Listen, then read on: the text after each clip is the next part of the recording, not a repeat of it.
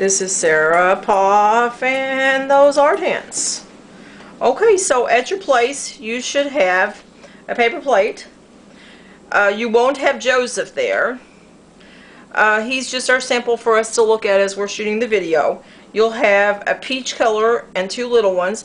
I realize that this might not be the color of the people in the Middle East, but it just shows up a little bit better. Sometimes artists take leeway with that and make it a little bit different color than it might truly be. So then we also have three balls that are brown. This is a red brown. We have a large, a small, and a medium size.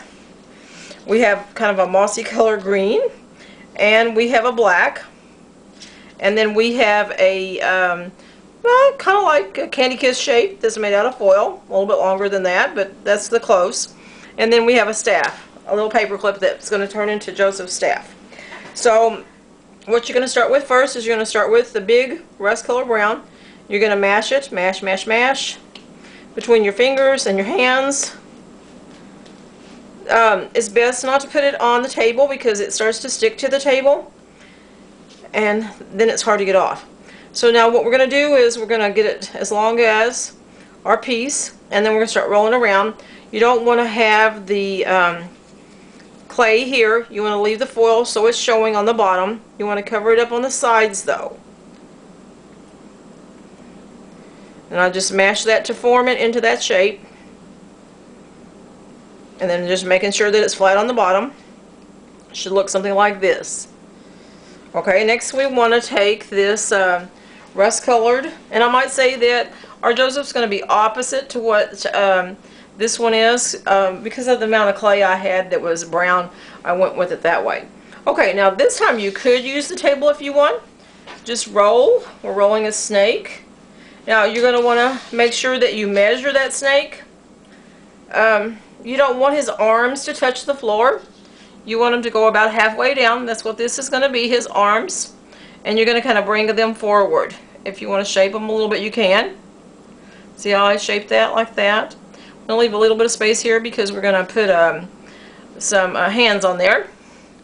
Okay, then you're going to take the bigger flesh color one. You're going to roll it into a ball. Then I'm going to take my shape and I'm going to pinch it here on the bottom. I'm making a peg, and I'm going to put that peg inside that other clay, and that's going to make it stick better. So now I'm going to take my ink pen and I'm going to poke a hole right here because I'm going to have a hole and a peg to go in the hole. Looks something like this. Okay, pretty easy. Now let's do the hands while we're thinking about it.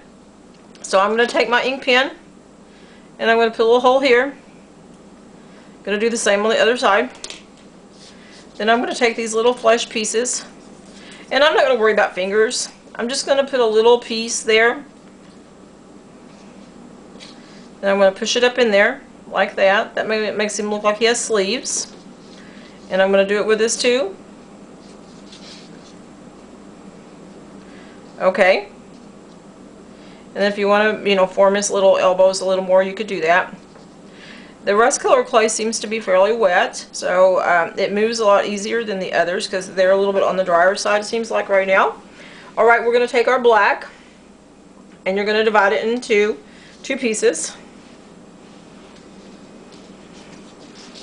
One is going to be the beard, and then you're going to take this one and divide it into two more pieces. And that's going to be for the edge of the hair. So I'm going to roll a little bitty snake here, mashing it down, mash, mash, mash. You roll, roll, roll, and you mash, mash, mash. Okay, and then I'm going to put those like right here on the side. And we're not going to worry about it up here because we're going to have this part of his headdress there. Okay, now I want mine to be kind of a V shape on his beard, so I'm going to bend that, mash, mash, mash, mash, really, really flat, and I'm going to put it up here. Now I can also take my paper clip that will become his staff here in a little bit, and I can texture the black Just mashing down on it. Don't want to mash super hard, but just hard enough to give it some texture. Okay, so that's my Joseph so far. Alright, so now I want to take, you know, I actually gave too much on this one. I'll have to give a little less when I put it on your plate. I want to roll this, roll, roll, roll, roll. Mash, mash, mash. Mash, mash, mash. We're trying to mash big enough to be the headpiece. And this one, it would be nice for it to be a little bit thinner. So mash, mash, mash, thin, thin, thin. Okay, and then I want to make sure that it kind of covers over like this. So it goes from his shoulder, goes all the way around like this. Mashing it down in the back. Something about like that. You can leave it out if you want. Okay, then I'm going to take that brown and I'm going to roll a snake. I want this snake to be able to go all the way around him. All the way around him. Okay, something about like that. Now we're going to stick this paper clip. It's going to be his staff. So we're going to stick this through his hand. And just go ahead and stick it down in the edge here because that'll make it easier to stay tight. So you're going to do like that. And if you need to re-roll some of those pieces, you could do that. Then each person is going to have a milk carton. You're going to write your name on it. You know what? We're going to have to get out those permanent markers. Oh, ink pen writes. There you go. An ink pen writes, and you're going to have ink pens there at your table spot. So you're just going to simply write your name. If someone else has your same name, please put your last. Maybe we better put our last anyway. Let's do that. Let's put our first and our last name on there. And then you're going to slip him in here, just like that. And I'll bring him home with me and let him dry. And then next week we're going to make Mary. And then the third week we'll make baby Jesus and a little lamb. So here's Mary. You know, this is one of my old ones from a few years ago. And she lost a little bit of her arm. So we'll make hands and arms a little bit longer there. Here's baby Jesus. And then there's our little sheep.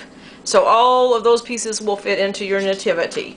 So this is Sarah Poff, and that's our Joseph for today. Now next week when you come, you're going to have your cardboard you've been working on, coloring it brown, like this. I'm going to lay those back out, and I'm going to want you to find those, and I want you to continue coloring it brown until you fill the whole thing in. The whole thing in.